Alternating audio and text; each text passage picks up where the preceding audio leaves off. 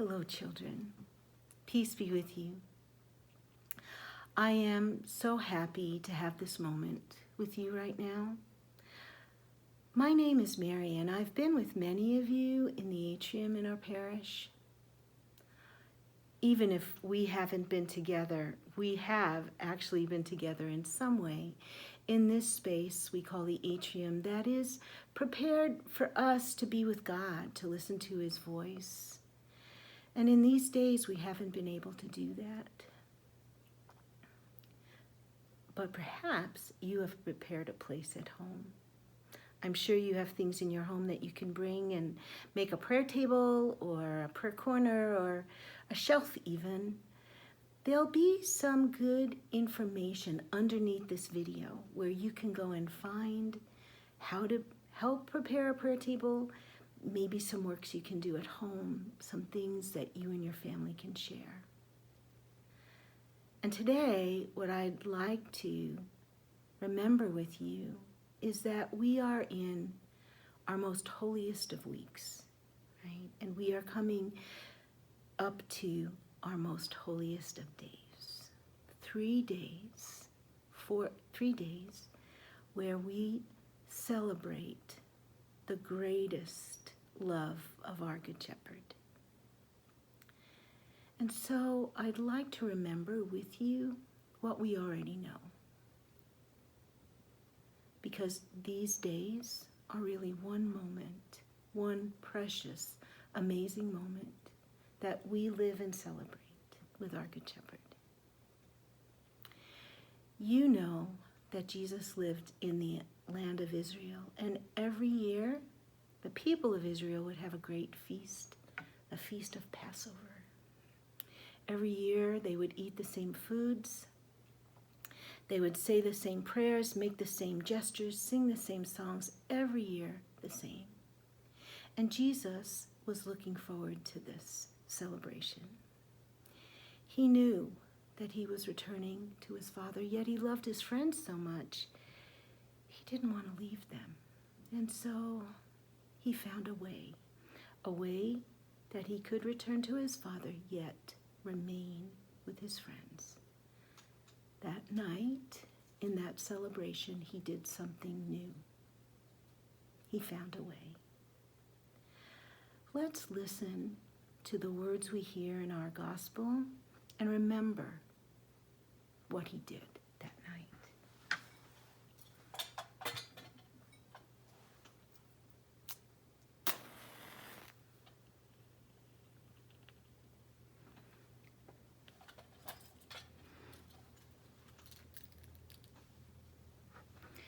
On the first day of the Feast of Unleavened Bread, when they sacrificed the Passover lamb, his disciples said to him, "Where do you want us to go and prepare for you to eat the Passover?"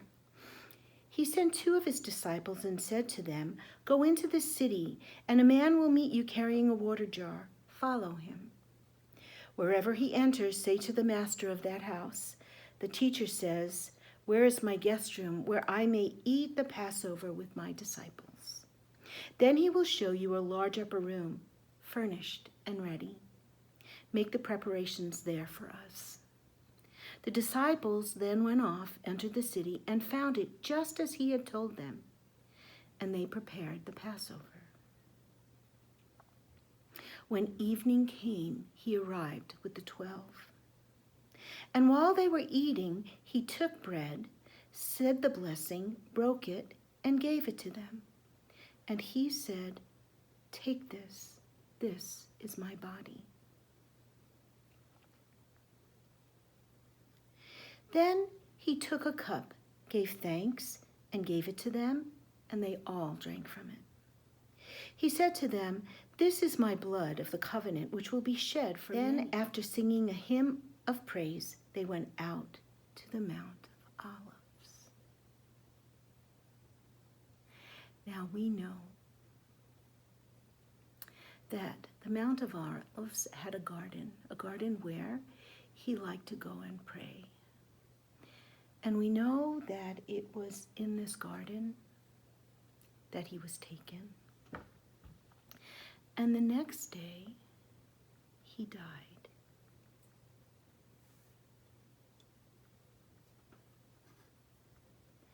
This was the moment when he laid down his life, all he is and all he has. He held nothing back. He gave all. And we know that that's not the end of the story, because on the third day, something wonderful happened.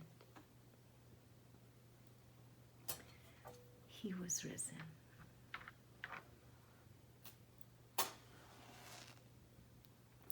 His life was stronger than death. His love stronger than any hatred. His light brighter than the darkness. He had found a way to remain with his friends. What were those words he said? Take this, this is my body. Drink this, this is my blood. All I am, all I have for you. We were not there, but are we his friends? Do we too hear these words? Does he give his life also for all of us? And this is how we remember him. Right?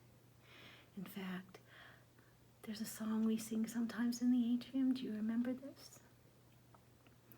All I ask of you is forever to remember me as loving you. How much he loves us. In these most holiest of days, let's remember that. Let's remember how much he loves us. For his friends, it was a scary time. They didn't understand what was going on, what was happening. And for us, I think in this time, we too wonder, what is happening? But what do we know? He gives us all he is and all he has. And we can listen to his word, and we can remember how much he loves us. In these next days, maybe you can share with your families. You can prepare a place. You can listen to his word. You can hear his voice. And you can remember. Maybe you can sing with your families. We remember how you loved us to your death, and still we celebrate, for you are with us here. And we believe that we will see you when you come in your glory, Lord. We remember, we celebrate, we believe. Let's think about these things. This thing that he did. What it means for us.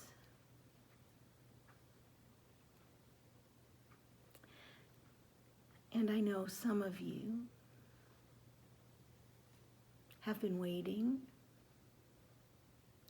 to receive him in this most precious way, in his body and blood, waiting for your first moment at the eternal banquet, right? Your first communion.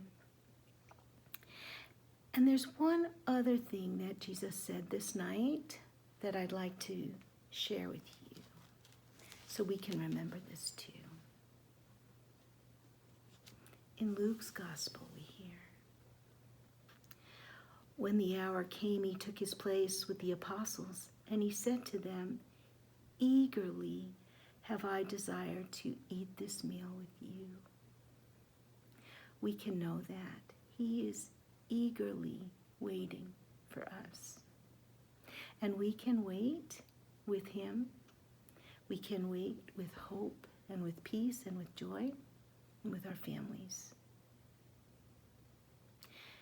May God, our Good Shepherd, bless you all abundantly in these days, and know that I am holding you in my hearts and praying for all of you. Maybe we'll see each other soon.